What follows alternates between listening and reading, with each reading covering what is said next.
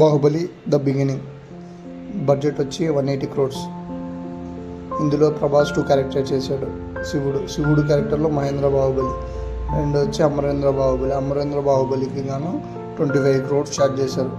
Next Ballal దేవా రానా నటించాడు. దీనికోసం 15 crores ఛార్జ్ చేశారు. దీని డైరెక్టర్ వచ్చి ఎస్ఎస్ రాజమౌళి. ఇందుకోసం 28 crores ఛార్జ్ చేశారు.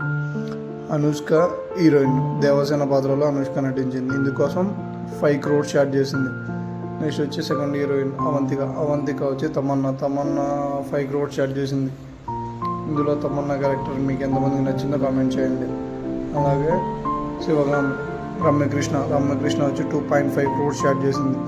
నెక్స్ట్ వచ్చి మెయిన్ పాత్ర కట్టప్ప కోసం సత్యరాజ్ వచ్చి 2.5 crores ఛార్జ్ చేశారు. బాహుబలి కలెక్షన్స్ వచ్చి 600 అబోవ్.